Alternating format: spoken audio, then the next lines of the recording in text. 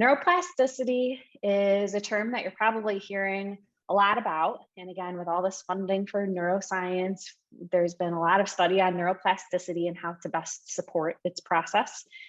And what neuroplasticity is it's the nervous system forming, adapting, or reorganizing in terms of its structure and function. So neuroplasticity describes the actual structural changes that can occur to a brain when it comes to learning and adapting, and also in terms of function and how we relay and communicate information out. So it does occur throughout all stages of life. It certainly seems to slow down with age, but that's not to say that it doesn't continue to happen. It's just the process can be a little bit slower, or you need to be a little more thoughtful about it. Up until around the age of let me get this 25, you're very wired to learn, and it's like giving water to a sponge. You can soak things in, and you don't really have to put as much thought and attention and focus to it.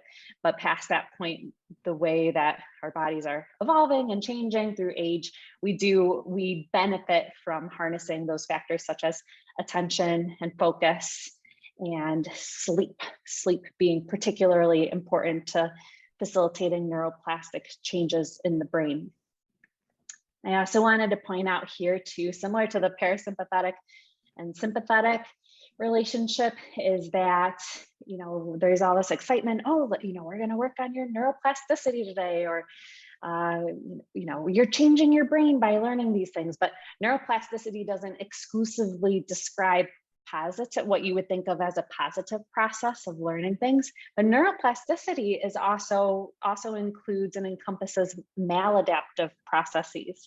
So when we develop compensations, when we have traumatic experiences in our life, that's also neuroplasticity. So I just think that it's good to be aware that there's more to it than just learning new things for fun or for efficiency.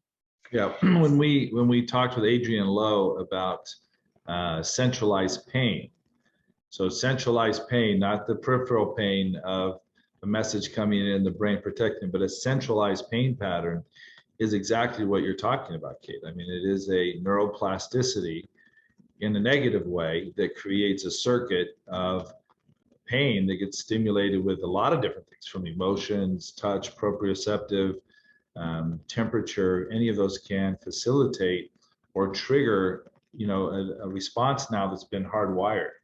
And so a lot of times as Pilates teachers, we just keep creating positive movement experiences that don't have pain, with the intention, at least the intention of having a positive effect of neuroplasticity, of rewiring that poorly wired circuit that we refer to as centralized pain.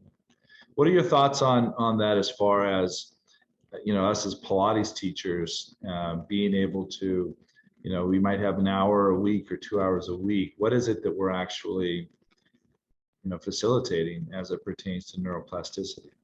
Yeah, well, I think by giving new experiences, and very important is by challenging people. So it's not keeping people within their comfort zones. There's a time and a place for moving within a comfort zone when you're trying to establish rapport or get somebody comfortable and familiar.